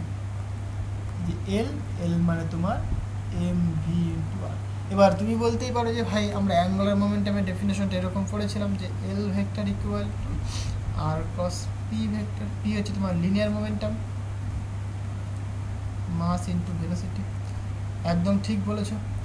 এইবার যদি এরকম হয়, এটাকে যদি তুমি ভাঙো, কী পাবে তুমি? এল ভেক্টর ইকুয়াল টু তুমি বলবে যে আর কস মানে R M V sine theta into N K, right? এটা বলবে তুমি। এবার যদি এদের মধ্যবর্তী অ্যাঙ্গেল 90 ডিগ্রি হয়, মানে এখানে কি আর ভেলোসিটি রয়েছে, তাহলে আর ভেলোসিটি যদি 90 ডিগ্রি হয়ে থাকে, তাহলে কি সাইন 90 মানে 1। তাহলে তুমি এখানে বলবে যে আর যদি ম্যাগনিটিউড নিয়ে নাও, তাহলে এম ভি ইন্টু আর। এইবার এইখানে চলে আসো, ছবিটা দেখো। দেখো আর এর ডিরেকশন ঠিক এই দিক বরাবর, ওপরের দিক বরাবর, ভেলোসিটির ডিরেকশন এই দিক বরাবর। এটা পরস্পর অলওয়েজ পারপেন্ডিকুলার থাকে, সবসময় পারপেন্ডিকুলার থাকে। তার জন্য আমরা এটা লিখতে পারি L equal to M V into R. বুঝতে পারলে কথাটা? ওকে, ইন ভেক্টর নোটেশন তাহলে আমরা কি বলতে পারি? সুতরাং in vector notation, so magnetic dipole moment equal to q by 2m into l vector. so এইটা কিন্তু খুব খুব ইম্পর্টেন্ট। তোমরা যখন বড় হবে, যদি কেউ ফিজিক্স অনার্স করো, হ্যাঁ, সেখানে কোয়ান্টাম মেকানিক্স পড়বে, দেখবে প্রচুর কাজে লাগবে জিনিসগুলো। যখন ওই ইলেকট্রনের স্পিন পড়তে যাবে, তখন এই কনসেপ্টগুলো প্রচুর কাজে লাগবে, তখন এগুলো করানো হবে। সো এখান থেকে তুমি কি বুঝতে পারছো? যে angular momentum, this is our angular momentum, right? Angular momentum of যে চার্জ পার্টিকেলটা মুভ করছিল, সেই চার্জ পার্টিকেলটা, দ্য চার্জড পার্টিকেল। ক্লিয়ার হয়েছে? তাহলে এখান থেকে তুমি দেখতেই পাচ্ছ অ্যাঙ্গুলার মোমেন্টামের ডিরেকশন যে দিক বরাবর হবে, ঠিক সেই দিক বরাবরই ম্যাগনেটিক মোমেন্টের ডিরেকশন হবে। তাহলে তুমি যদি ছবিটা ভালো করে তাকাও, দেখো চার্জ পার্টিকেল এদিকে ঘুরছে, মানে তুমি অ্যাঙ্গুলার মোমেন্টামের ডিরেকশন বের করতে পারো, কারণ আর ক্রস ভি করে। বুঝতে পারলে? সাপোজ চার্জ পার্টিকেলটা যদি রাইট হ্যান্ডেড মানে কি বলে ঘড়ির কাঁটার দিকে যদি ঘোরে, মানে রাইট হ্যান্ডেড যদি ঘোরে, হ্যাঁ মানে ঘড়ির কাঁটার দিকে যদি ঘোরে, তাহলে তুমি সেই দিক বরাবর একটা রাইট হ্যান্ডের স্ক্রু ঘোরাও, তাহলে তুমি কি অ্যাঙ্গুলার মোমেন্টামের ডিরেকশন পেয়ে যাবে, তাই না কি? কারণ কি, তার আটটা উপরের দিক বরাবর রয়েছে, ভেলোসিটি তোমার ডান দিক বরাবর রয়েছে, ওকে? আটটা সাপোজ উপরের দিক বরাবর, ভেলোসিটি তোমার ডান দিক বরাবর, তাহলে রাইট হ্যান্ডে স্ক্রু ঘোরাও না, তাহলে স্ক্রুটা কোন দিক, সামনের দিকে যাচ্ছে, তাহলে অ্যাঙ্গুলার মোমেন্টাম ডিরেকশন তুমি সামনের দিক পাচ্ছ। তাহলে এটা যদি তোমার সামনের দিক হয়, তাহলে কি ম্যাগনেটিক মোমেন্টের ডিরেকশনটাও সামনের দিকে হবে। মানে মেন কথা যেটা হচ্ছে গিয়ে অ্যাঙ্গুলার মোমেন্টামের ডিরেকশন যা হবে, ম্যাগনেটিক মোমেন্টামের ডিরেকশনও তাই হবে ফর পজিটিভ চার্জ পার্টিকেল। এইখানে যদি নেগেটিভ চার্জ পার্টিকেল হয়ে যেত, তাহলে কিন্তু উল্টো হয়ে যেত। তাহলে এটাকে আমি একটুখানি চেঞ্জ করে দিই, তাহলে ফর ইলেকট্রন, জাস্ট একটু উল্টে দিলাম, ফর ইলেকট্রন, তাহলে ইলেকট্রনের জন্য কি হবে, তাহলে ইলেকট্রন তার যে চার্জ সেটা কি হয় বাবা, মাইনাস ই হবে। ই হচ্ছে তোমার ইলেকট্রনিক চার্জ, ইলেকট্রনিক চার্জ। জানো ইলেকট্রনিক চার্জ কত হয়? আমাকে সবাই কমেন্ট করে জানাও কত হয়। ওকে, তাহলে এটা, তাহলে তুমি যদি তার ভ্যালুটা পুট করো, তাহলে তুমি কি পাবে বাবা? So magnetic dipole moment equal to electronic charge, সুতরাং minus e divided by 2m into L vector. তুমি এটা পাচ্ছ। তাহলে অ্যাঙ্গুলার মোমেন্টামের ডিরেকশন যেদিকে হবে, ধরো সাপোজ একটা ইলেকট্রন মুভ করছে, এরকমভাবে একটা ইলেকট্রন মুভ করছে এইভাবে, তাহলে অ্যাঙ্গুলার মোমেন্টাম ডিরেকশন কোন দিক বরাবর হবে? ঠিক এই দিক বরাবর হবে angular momentum direction, electron move করছে, ওকে? তাহলে পরে ডাইপোল মোমেন্টের ডিরেকশন কি হবে? ঠিক তার অপোজিট হবে, এই দিক বরাবর তোমার ডাইপোল মোমেন্টের ডিরেকশন হবে, ঠিক অপোজিট হবে। বুঝতে পারলে? একদম সিম্পল জিনিস, কিছুই না। আচ্ছা, তাহলে এইখান থেকে আমরা যেটা আসবো, খুবই একটা ইম্পর্টেন্ট টপিকে আসবো, সেটা কি বোর ম্যাগনেটন। বোর ম্যাগনেটনটা কি? মানে তুমি দেখতেই পাচ্ছ একটা ইলেকট্রন যদি সার্কুলার পাথে ঘোরে, তাহলে তুমি কি বলতে পারো? ফিজিক্সটা বোঝো। ধরো একটা নিউক্লিয়াস, মানে অ্যাটমের মধ্যে নিউক্লিয়াস রয়েছে, নিউক্লিয়াস চারিদিকে ইলেকট্রন ঘুরছে, একটা সার্কুলার পাথে ঘুরছে নিউক্লিয়াসের চারিদিকে, তাহলে সেই ইলেকট্রনটার কিন্তু একটা ম্যাগনেটিক ডাইপোল মোমেন্ট রয়েছে। বুঝতে পারলে? তাহলে প্রত্যেকটা অ্যাটমের কিন্তু ডাইপোল মোমেন্ট থাকতে পারে। এইবার যদি নেট ডাইপোল মোমেন্ট 0 হয়ে যায়, তার ব্যাপার আলাদা, কারণ একটা তো ইলেকট্রন ঘুরছে না রে বাবা, 4-5টা ইলেকট্রন, 6-7টা, এক একটা মেটেরিয়ালের এক এক ধরনের, মানে তোমরা তো ইলেকট্রনিক কনফিগারেশন জানো, এক একজনের এক একটা অ্যাটমিক নাম্বার হয়ে থাকে, তাই না? সো ইলেকট্রন সংখ্যা ডিফারেন্ট হয়ে থাকে। সো যদি নেট ম্যাগনেটিক ডাইপোল মোমেন্ট 0 হয়, তাহলে তার ম্যাগনেটিক প্রপার্টি থাকবে না। কিন্তু যদি নেট ম্যাগনেটিক ডাইপোল মোমেন্ট যদি নন জিরো হয়, তাহলে তার ম্যাগনেটিক প্রপার্টি থাকবে। যেরকম লোহার ম্যাগনেটিক প্রপার্টি রয়েছে, তামার কিন্তু ম্যাগনেটিক প্রপার্টি নেই। কিন্তু ইন্টারেস্টিং ব্যাপার আছে, যদি তামার ওপর দিয়ে বা কাছে দিয়ে কোনো ম্যাগনেট গতিশীল অবস্থায় থাকে, তখন সে আবেশের দরুন কিছু পরিমাণ ম্যাগনেটিক প্রপার্টি শো করে, তার দরুন সেখানে আকর্ষণ হয় ম্যাগনেট দ্বারা। বুঝতে পারলে? তো ইস্পাত যেরকম বলতে পারো, তাদের কিছু ম্যাগনেটিক প্রপার্টি রয়েছে।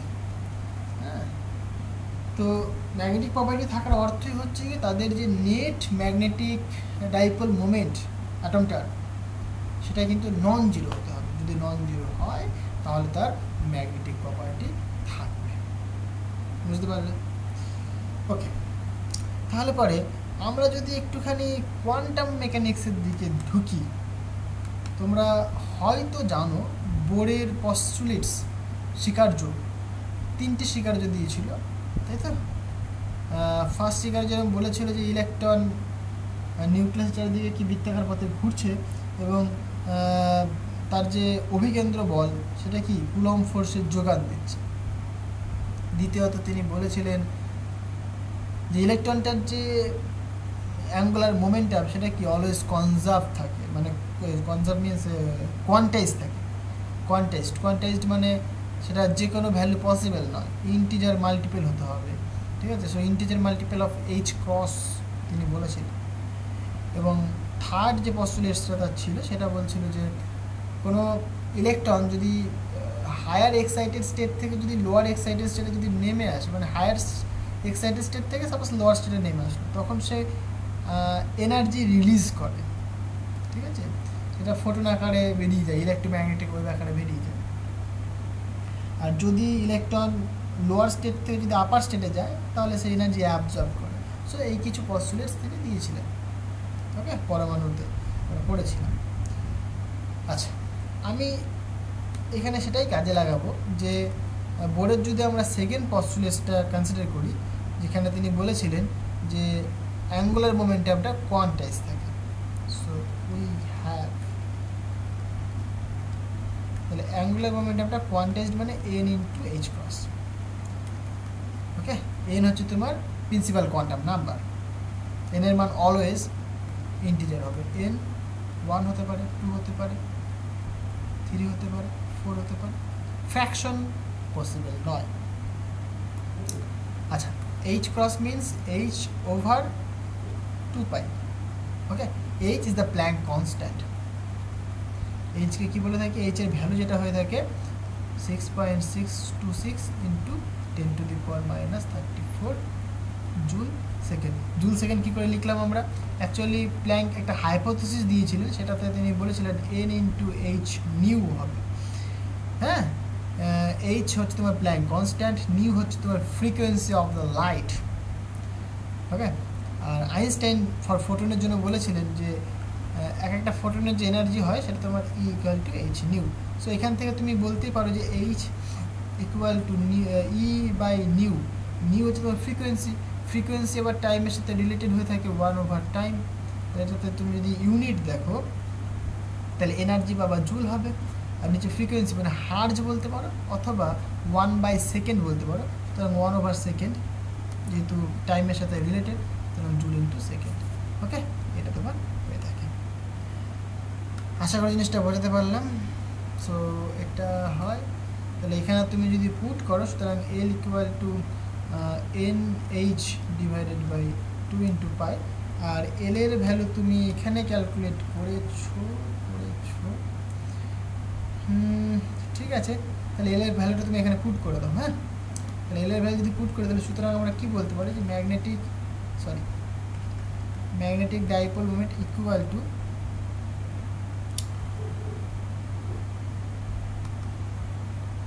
তাহলে তুমি যদি শুধু ম্যাগনিটিউড কনসিডার করো তাহলে কি মাইনাসটা প্লাস হয়ে যাবে, যেহেতু মড ভ্যালু নিচ্ছ। তাহলে তুমি লিখতে পারো এখানে E/2m, আর এল মানে তুমি লিখতে পারো এন এইচ ক্রস বা H/2 বা যা খুশি, ঠিক আছে। এন এইচ ক্রস লিখে দিই, এন এইচ ক্রস, এটা তুমি বলতে পারো, ওকে।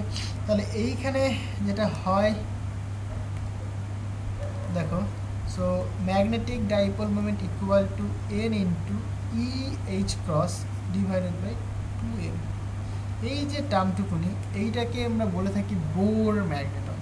মানে suppose for n equal to 1 মানে ground state, right,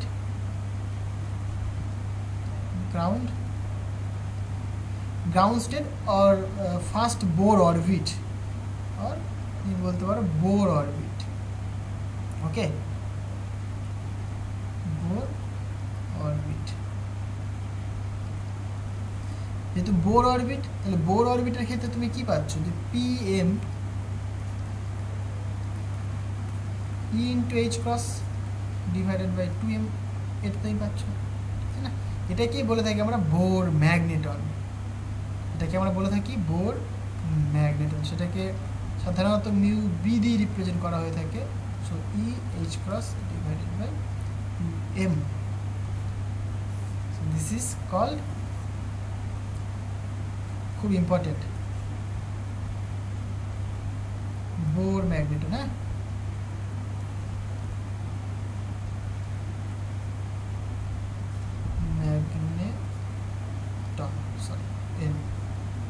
bore magneton, মারাত্মক ইম্পর্টেন্ট। তাহলে ইন জেনারেল তুমি কি দেখতে পাচ্ছ যে ম্যাগনেটিক মোমেন্ট সেটা গেলে কী হবে এন ইন্টু মিউ বি, তাই না? এটা তুমি পাবে ইলেকট্রনের জন্য। তাহলে বোর ম্যাগনেটনের ভ্যালু তুমি ক্যালকুলেট করতে পারো, বিকজ ইলেকট্রনিক চার্জ জানো তুমি, এইচ ক্রস জানো তুমি, ইলেকট্রনের মাস জানো তুমি, সব কিছু এখানে নোন। তাহলে আমরা যদি সমস্ত ভ্যালু পুট করি, মাস অফ দ্য ইলেকট্রন সেটা কত হয় বলো? 9.11 or 1 into 10 to the power minus 31 kg।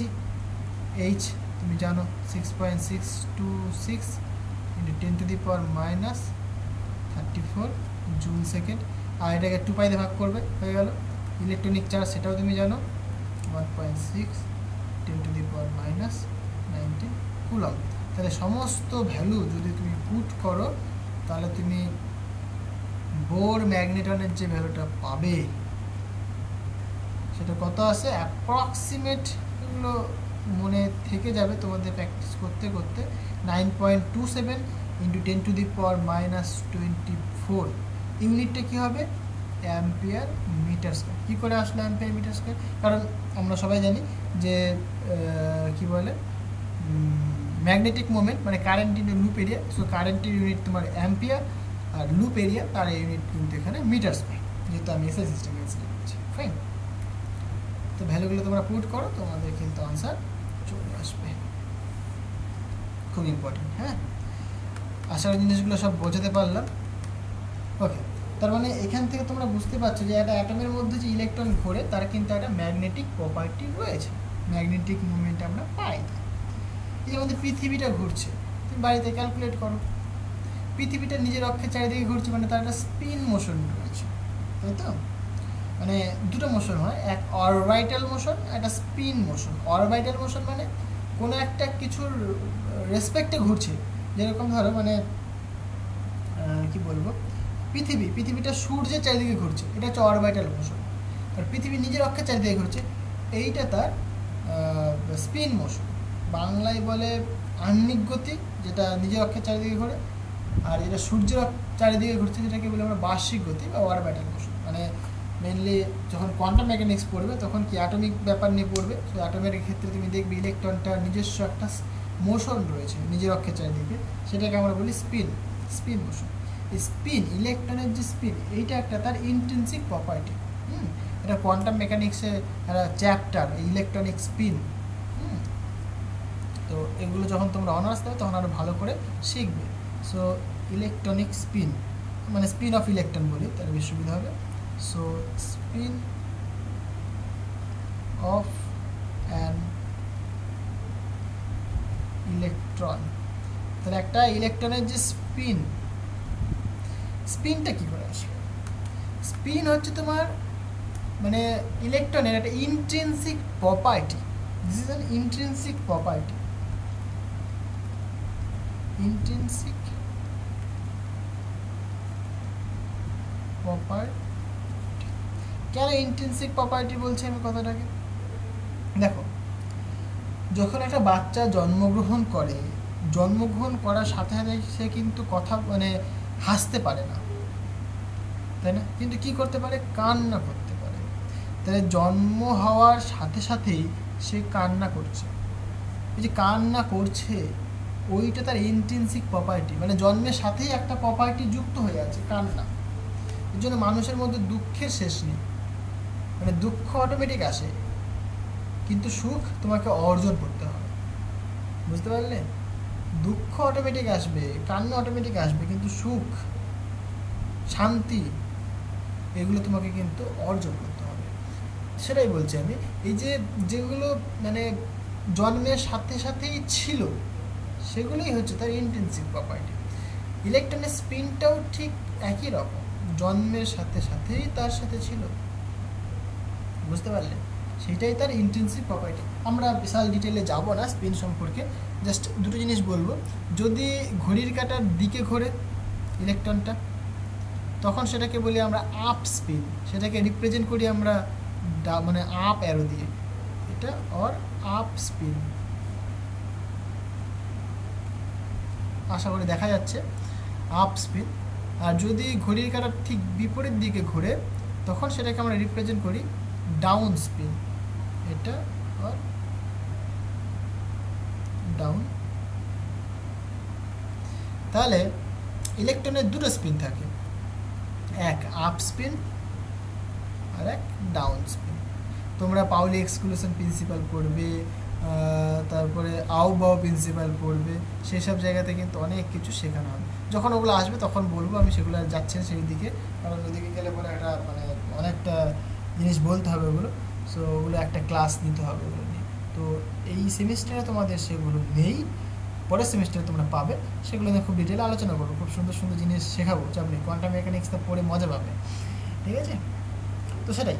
এবার তাহলে এই যে ইলেকট্রনেরও কিন্তু মানে নিজস্ব যেহেতু স্পিন রয়েছে, তাহলে নিজস্ব একটা তার অ্যাঙ্গুলার মোমেন্টাম রয়েছে, তার জন্য তার কিন্তু একটা আবার ম্যাগনেটিক মোমেন্ট পাবো আমরা। এখানে যেরকম আমরা তাহলে এর ক্ষেত্রে যেটা হয়, mu S equal to E H cross divided by 2m into S vector. এটা যেহেতু স্পিন হয়, অ্যাকচুয়ালি কি হয় এখানে 2 টাইমস থাকে। এবার প্রশ্ন করতে পারো কেন 2 টাইমস থাকে, এগুলো অনেক ব্যাপার রয়েছে ভেতরে, আমি সেই দিকে ঢুকছি না। আর একটা হয় অরবিটালের জন্য, সেটা E H cross divided by 2m L vector. তাহলে এইটা হচ্ছে তোমার স্পিনের জন্য magnetic moment due to spin, মানে এটা জাস্ট এটা আমি জাস্ট লিখে দিই for spin, this is for orbital motion, মানে স্পিন মোশন, আর এটা অরবিটাল মোশন।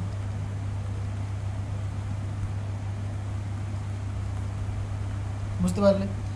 স্পিন মোশনের জন্য তোমার ম্যাগনেটিক মোমেন্ট এটা হয়, এখানে 2 কি আসলো না আসলো ল্যান্ডেজি ফ্যাক্টর রয়েছে, সেগুলো দিকে আমি যাচ্ছি না, ঠিক আছে? জি বলে একটা ল্যান্ডেজি ফ্যাক্টর রয়েছে, এটা ডেফিনেশন রয়েছে এই ইয়ে দিয়ে, কোয়ান্টাম নাম্বারগুলো দিয়ে, ঠিক আছে? তো সেই থেকেই আমরা দেখতে পাই যে স্পিনের ক্ষেত্রে 2 আসে আর অরবিটালের ক্ষেত্রে 1 আসে। তো সেই দিকে আমি ঢুকছি না, কারণ সেগুলো একদম কোয়ান্টাম মেকানিক্সের জিনিস, আমরা যাদের গ্র্যাজুয়েশনে পড়াই তাদেরকে মানে পড়িয়ে থাকি এগুলো, ঠিক আছে? ওকে, তাহলে আশা করি জিনিসগুলো বোঝাতে পারলাম। তাহলে এতক্ষণ পর্যন্ত তোমরা যা শিখলে, বুঝতেই পারলে অ্যাটমের কিন্তু ম্যাগনেটিক প্রপার্টি থাকবে যদি তার ম্যাগনেটিক মোমেন্ট থাকে। ম্যাগনেটিক মোমেন্ট থাকা মানে একটা ম্যাগনেটিক প্রপার্টি থাকবে। ওকে, আচ্ছা, আশা করি জিনিসগুলো ক্লিয়ার হয়েছে। একটা জিনিস বলতে অনেকটা সময় চলে গেল, ভেবেছিলাম আরও অনেক কিছু বলবো, কিন্তু ঠিক আছে, যেহেতু অনেকটা সময় চলে গেল, নেক্সট দিন সেই ম্যাগনেটিক পারমিয়াবিলিটি নিয়ে আলোচনা করতে হবে, দিয়ে তারপর আমরা চলে আসবো প্যারাম্যাগনেটিক কী, ফেরোম্যাগনেটিক কী, ডায়াম্যাগনেটিক কী, সেই সব জিনিস নিয়ে আলোচনা করবো, ঠিক আছে? ভেবেছিলাম এটার মধ্যে কমপ্লিট করে দেবো সব, কিন্তু হলো না, যেহেতু মানে অনেক কিছু বলার আছে, মানে বুঝতে পারলে তো?